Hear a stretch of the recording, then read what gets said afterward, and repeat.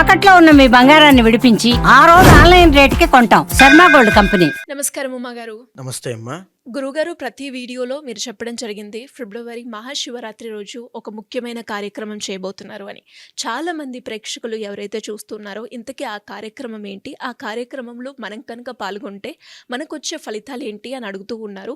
ఇంతకీ ఆ రోజు మనం ఏం చేయబోతున్నాం, దానికి సంబంధించిన పూర్తి వివరాలు ఏంటి గురుగారు? ఓం వాగర్ధావివ సంపృక్తో వాగర్ధః ప్రతిపత్తయే జగతః పితరో వందే పార్వతీ పరమేశ్వరౌ. అందరికీ నమస్కారం అండి. ముఖ్యంగా కర్మ ప్రాయశ్చిత్త రుద్రతంత్రం అమ్మ. మనం చేసేటువంటిది కర్మ ప్రాయశ్చిత్తము. అంటే ఉదాహరణకి చాలామంది కర్మ ప్రాయశ్చిత్తం ఏమిటని అనుకుంటూ ఉంటారు.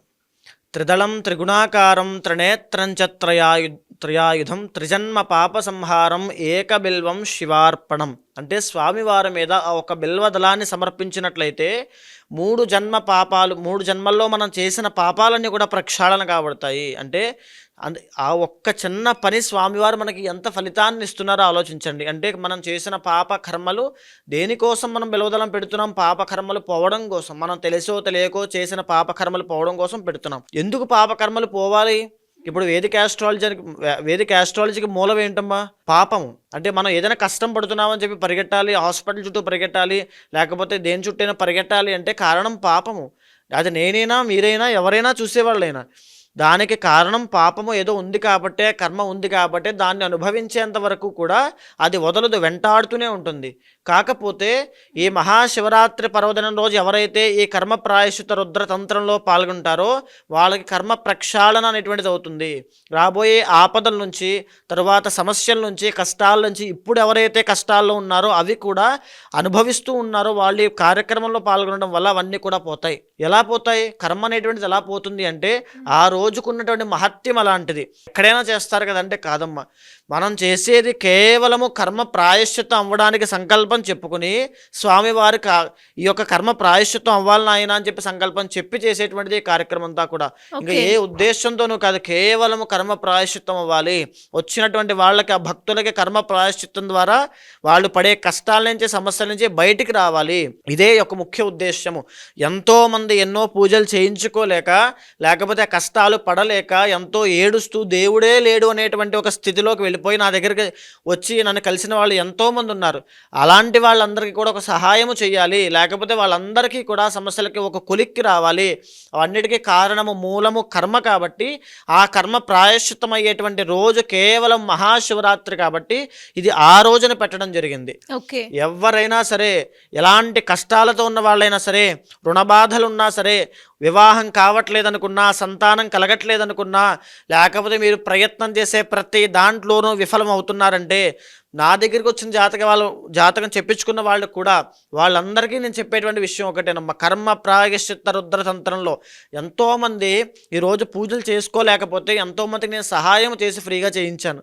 ఎందుకంటే వాళ్ళు ఆ బాధపడకూడదు అని. వాళ్ళు బాగున్న రోజు ఎప్పుడైనా సరే గురువుగారు అని చెప్పి నాకు కలుస్తారు. ఖచ్చితంగా నాకు ఆ నమ్మకం ఉంది. ఆ విషయంతోనే, ఆ సత్సంకల్పంతోనే ఆ రోజు మహాశివరాత్రి నాడు ఈ పుణ్యకార్యం పెట్టడం జరుగుతోంది. ఎవరైనా సరే రండి.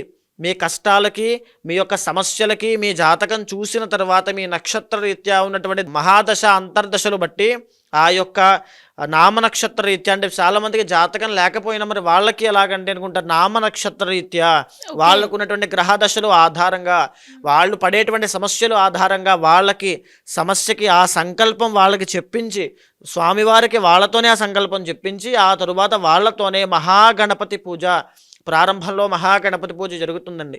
ఆ తరువాత స్థల శుద్ధి అవ్వడం కోసం పుణ్యాహవాచనం జరుగుతుంది.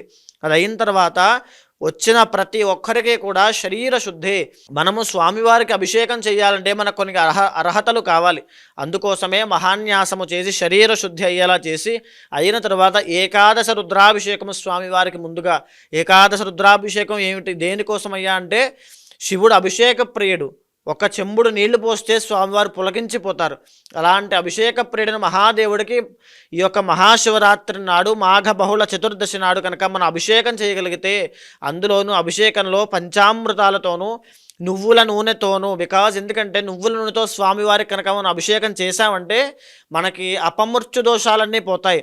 అంటే మీరు నేను వేళ ఉండొచ్చు, లేకపోతే ఉండకపోవచ్చు, లేదా బయటికి వెళ్ళినప్పుడు ఏదైనా ప్రమాదం కూడా జరగచ్చు, మనం చెప్పలేం. అందుకే మీకైనా మీ పిల్లలకైనా చదువుకునే వాళ్ళు ఎక్కడెక్కడికో బయటకు వెళ్తూ ఉంటారు, ట్రావెలింగ్స్ చేస్తుంటారు, ప్రయాణాలు చేస్తుంటారు. అష్టమ శని దోషమో, అర్ధాష్టమ శని దోషమో, ఏలినాడు శని దోషమో, జాతకంలో అష్టమంలో కుజుడున్న వాళ్ళకి యాక్సిడెంట్స్ అవుతాయి, ఇంజురీస్ అవుతాయి, కాలో చెయ్యో పోతే ఎవరిది రెస్పాన్సిబిలిటీ కాదు. ఆ కర్మని తప్పించుకోవడం ఎవరి వల్ల కాదు. అలాంటి కర్మలు ఉంటే అవన్నీ పోవాలి అని చెప్పి స్వామివారికి విశేషంగా నువ్వుల నూనెతో అపమృత్యు దోష పరిహారార్థం అని చెప్పి మనం చేస్తాం ప్రతి ఒక్కరికి కూడా. అది అయిన తర్వాత సువర్ణ జలాలతో అభిషేకము, అంటే స్వామివారికి ఎప్పుడైతే మనం సువర్ణ జలాలతో అభిషేకము చేస్తామో మన ఒంటిలో ఉండేటువంటి దరిద్రము అంటే రోగాలు, మన మనసులో ఉండేటువంటి దరిద్రము, కామ క్రోధ లోభ మోహ మదమాత్సల్యాలు, మన చుట్టూ ఉండేటువంటి దోషములు అంటే చెడు సహవాస దోషములు, చాలామంది ఈ రోజున ఇప్పటికీ కూడా యాంగ్జైటీ, డిప్రెషన్ అవ్వచ్చు, ఓవర్ థింకింగ్ ప్రాబ్లం అవ్వచ్చు, కాలసర్ప దోషాలు అవ్వచ్చు, అన్నిటి వల్ల ఇబ్బంది పడుతూ ఉన్న వాళ్ళు ఉన్నారు. మీకు ఒక్కడ గుర్తుపెట్టుకోండి, ఏ పూజ చేసినా ఆఖరణ ఏ తత్ఫలం పరమేశ్వరార్పణమస్తు అని ఎందుకు సమర్పిస్తామండి? మనం ఏ పూజ చేసినా ఆయనకి సమర్పించడం వల్ల మంచో చెడో నేను చేశాను అయినా నీకే ఇచ్చేశాను, నా భక్తిని నువ్వు చూసి, నా కష్టాన్ని నువ్వు చూసి, నా సమస్యలు నువ్వు గుర్తించి నాకు మంచి చేయనాయనా అని చెప్పి ఆఖరణ పరమేశ్వరుడికే అర్పిస్తాం మనం. అలాంటి పరమేశ్వరుడికే మనం డైరెక్ట్గా మనకు ఉన్నటువంటి దోషాలకి ఒక్కొక్క అభిషేకం ఆవు పెరుగుతో ఐశ్వర్యం కోసం చేస్తాము. తర్వాత సుగంధ ద్రవ్యాలతో మనకు అఖండమైనటువంటి తేజస్సు పుట్టాలని చెప్పి చేస్తాము.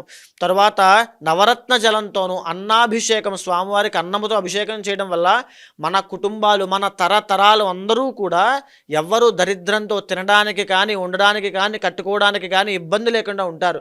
స్వామివారికి అన్నాభిషేకం చేస్తే, అది చూస్తే, దాంట్లో పాల్గొంటే అంతటి శక్తివంతమైనటువంటి కార్యక్రమం ఏకాదశ రుద్రాభిషేకము.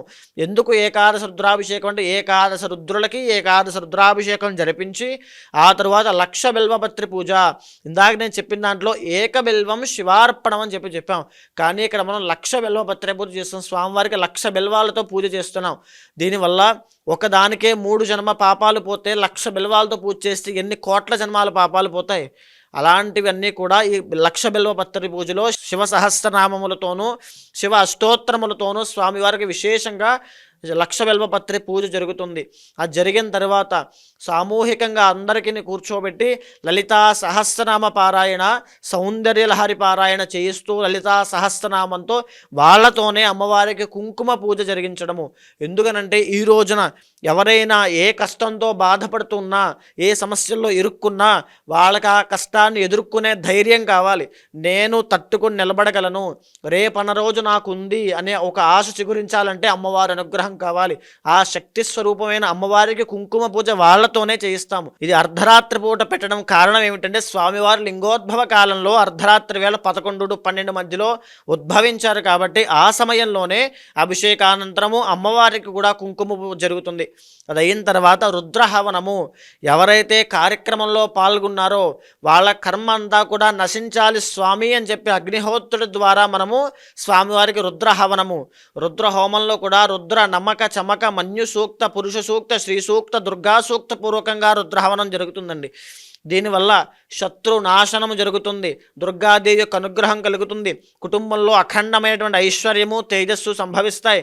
రుద్ర నమ్మకము చమకము వల్ల మనకు ఏదైతే మనఃక్లేశములు ఉన్నాయో, రుద్ర అనుగ్రహం కావాలి అనుకుంటున్నామో, మన కర్మ నాశనం అవ్వాలనుకుంటున్నామో అక్కడితో ఆ కర్మ అనేటువంటిది పోతుంది. మీకే కాదు మీ కుటుంబ సభ్యులకి కూడా పోతుంది. ఎవరైనా ఏ కర్మతో బాధపడుతున్నా కర్మ ప్రాయశ్చిత్త రుద్ర తంత్రంలో పాల్గొనండి, కర్మ ప్రక్షాళన అవుతుంది. అది అయిన తర్వాత స్వామివారికి నేనేదైనా తప్పులు చేసుంటే, నాకు తెలిసి చేసినా తెలియక చేసినా, ప్రారబ్ధ కర్మ నన్ను ఇబ్బంది పెడుతూ ఉన్నా, లేకపోతే నేనే ఒక దోషం అయితే, లేకపోతే నాలో ఏదైనా తప్పు ఉంటే, ఈ పూజలో కూడా నేనేదైనా తప్పులు చేసుంటే, దృష్టి పెట్టకపోతే, భక్తి లోపం ఉంటే, శక్తి లోపం ఉంటే, ఏవైనా ఉంటే కనుక శాంతి కళ్యాణం చేస్తాము. అంటే శివపార్వతులకి ఆది దంపతులకి. దానివల్ల మనం చేసేటువంటి కార్యక్రమంలో ఏమైనా దోషాలు ఉంటే అవన్నీ పోతాయి. అది అయిన తర్వాత వేద ఆశీర్వచనం, వేద వేద పండితులు ఎవరైతే ఉంటారో వాళ్ళందరూ కూడా వాళ్ళ తపశ్శక్తిని ఉపయోగించి మీకు ఆ కర్మ అనేటువంటిది ప్రాయశ్చిత్తం అవ్వాలి, మీరు కోరుకున్నటువంటి కోరికలు సిద్ధించాలి, మీరు పడేటువంటి సమస్యల నుంచి బయటికి రావాలి అని చెప్పిన తర్వాత స్వామివారి యొక్క తీర్థము ప్రసాదము వచ్చిన ప్రతి ఒక్కరికి కూడా ఇంట్లో అఖండమైన ఐశ్వర్యం ఉండడం కోసం ఐశ్వర్య యంత్రములు, తరువాత నరదృష్టి నివారణ యంత్రములు, రక్షలు కూడా ఇవ్వబడతాయమ్మా. సో గురుగారు, మరి ఎవరికైనా కూడా ఇంకా దీనికి సంబంధించి పూర్తి వివరాలు కావాలి అనుకునే వాళ్ళు మిమ్మల్ని ఏ రకంగా సంప్రదించాల్సిన అవసరం ఉందంట? ఎవ్వరికి ఎలాంటి సందేహాలున్నా మీకు కింద కనిపించేటువంటి నెంబర్కి ఫోన్ చేయండి అమ్మా. మా వాళ్ళు మీకు పూర్తిగా వివరాలు ఇస్తారు. తప్పకుండా పాల్గొనండి. ఈ అవకాశం మళ్ళా జీవితంలో రాదు. మీరు మీ కుటుంబ సభ్యులు తప్పకుండా రండి. ధన్యవాదాలు గురుగారు. నమస్తే అమ్మా.